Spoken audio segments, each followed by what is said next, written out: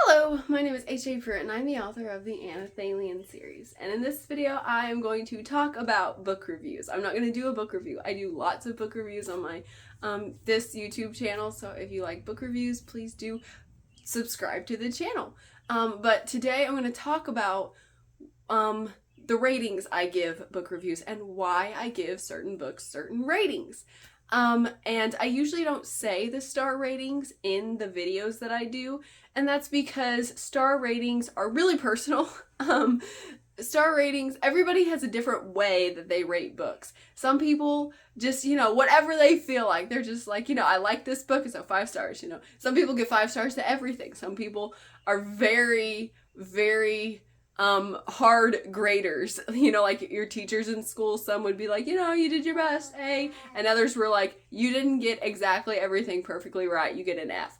And people are like that. People just rate books differently, and so star ratings can be misleading sometimes because one person may think a 3 is just the worst. Another person may think a 3 is pretty good. So that's why I usually don't say star ratings in my videos, because I don't want to mislead anybody by saying I gave this book 3 stars and then think, well, it must be really bad. And I focus instead on the reasons, the positives and the negatives that I saw in the book. And usually when I do reviews online, I try to find as many positives as I have negatives, and say those, because that's just nice. That's just nice. And I leave my star rating on Amazon and Goodreads to reflect because like I said, sometimes if I find a bunch of negatives that I don't really care for in the book, I may not say all of them in the review because I don't want people to feel bad about their books. I know how hard it is to create a book. I know how much work you put into it. I know how it's so easy to have mistakes in there even though you try so hard. And so I make my reviews as nice and as encouraging, as supportive, and as critiquing and not critical as possible. And so if you want to know my star reviews, go on my Goodreads, look on Amazon for the book, and you'll see my star review. But, so in this video, big long introduction, I'm going to talk about why I give a certain book a certain stars. So I'm going to start with 1 star. I don't think I have ever rated a book 1 star, and that's because 1 star for me means like the book said it was one thing and then it was another thing and I hated it, what it turned out to be. An example would be like if somebody wrote a guinea pig book and it said the best things to do with your guinea pig, and it talked about feeding them to hawks and flushing them down toilets and kicking them.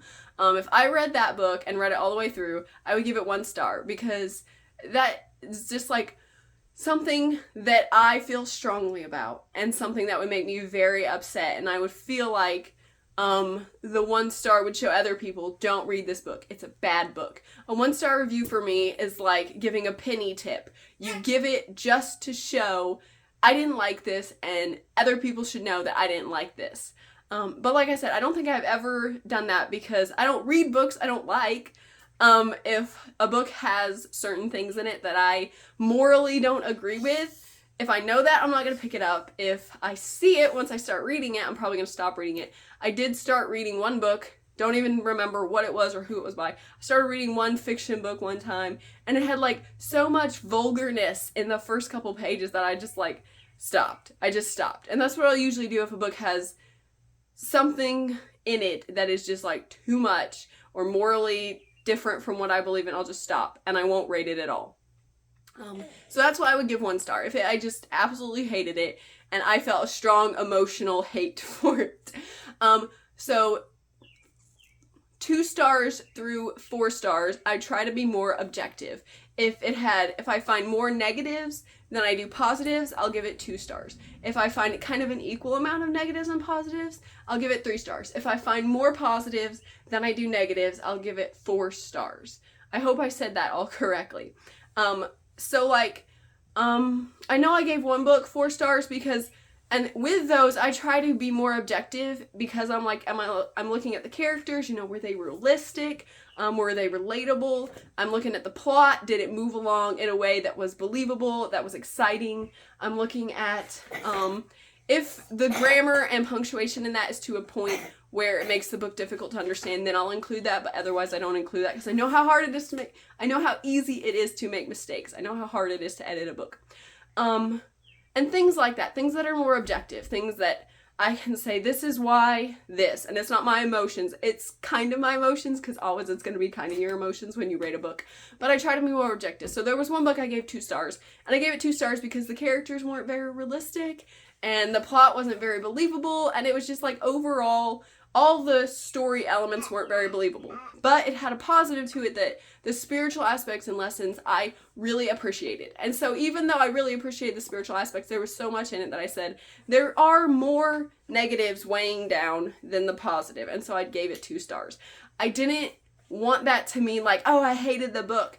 It just meant this is my objective opinion, as much as that can be a real thing.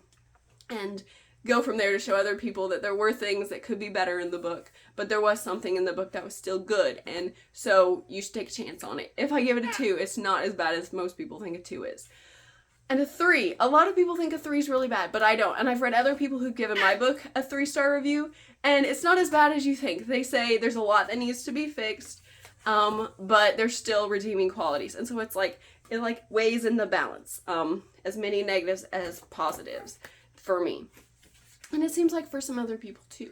And so 4 stars for me is a really good book. It's a really good book, solid, well written, you know, good characters, relatable, and it's just a solid book. And there may be a couple things, you know, like at times the plot seemed a little too convenient, or just little things like that that just make me say, you know, there's a little bit of negative, but it's mostly positive. There's mostly positive in this book, and it's just a good, solid book. So if you get a 4 from me, I want you to know that I think your book is really good. I really enjoyed it. I really like it. But some people think a 4 isn't a 5, a 4 isn't the best, so why would you give it a 4 if you said it's a good book? Why would you give it a 4? And so this is my reason. I want to reserve 5 stars. Please, my baby is tipping the camera. I want to reserve 5 stars for the books that, like, get me emotionally. Just like 1 star I do for, like, emotional reasons, 5 stars gets emotional reasons. If a book I read it at the right time, and it just speaks to me, and there's something in it that I just attach to and love, then I'm gonna give it 5 stars. And there may be mistakes. I know I can think of one book where there were like formatting mistakes, and I didn't really like the cover, and there were probably grammar mistakes, but I just loved it so much. The story that was told, and the way it was told, and the messages in it, I just loved it so much that I gave it 5 stars. Everything that I loved about it totally overshadowed anything that could have been a negative, and I just loved it, and I gave it 5 stars. And there have been several books like that. I know one example I will give you because it's by a person who doesn't really want to be an author. Dixon Goes to Rainbow Bridge is a little picture book about a guinea pig. I love guinea pigs. It's a little picture book about a guinea pig, and it wasn't written by someone who wants to be an author. It was written by someone who just had a guinea pig and wanted to tell their story.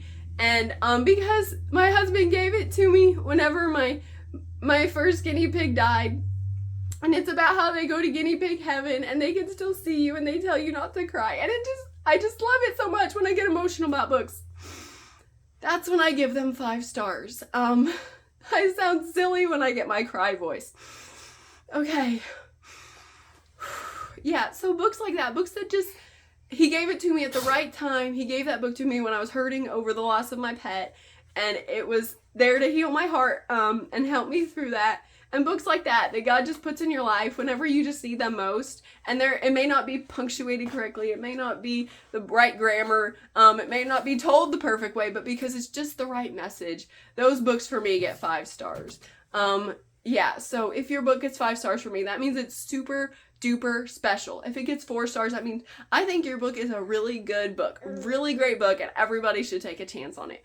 3 stars, you know, it's a good book, but there are things to work on. 2 stars is still, there are good qualities to the book, but there's a lot more to work on. And 1 star, I hope I never give anybody 1 star, but the book was awful, and I hated it. So that's how I rate books. That's how I do books. And I always try to find things that are positive because, like I said, I know writing a book's really hard. I know there's a lot of elements going on to it. There's so much to juggle with writing a book. And so I always try to find positive elements. And books usually do have positive elements in them if you just look. And so be kind to authors when you rate books. Rate books however you want. This isn't a tutorial on how you should rate books. This is just me saying I review a lot of books, and maybe people are wondering why I give the ratings I do. And so this is just me telling you. And I will get back to reviews next week. I have a couple more, hopefully more than a couple. I have more books to review in my notebook waiting to be reviewed. So thank you for watching. Please subscribe. Please like this video. Please comment. How do you rate books? It's okay. Everybody can rate books differently, and that is great. As long as you review books, that's the important thing, to review them. Even a bad review is a review, and it helps. Amazon honestly just cares about, like, the number of reviews more than the stars. The stars do factor in, and it will show up. But the more reviews you have, the more people it's going to show. So reviews matter. Review books. Please review books. And thank you for watching. Bye!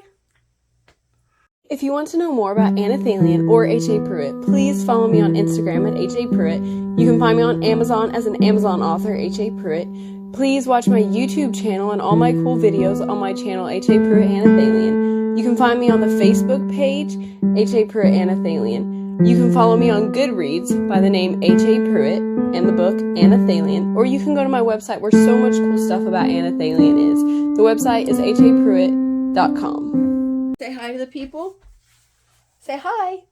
Are you gonna growl? You're like, what are you doing? Mar.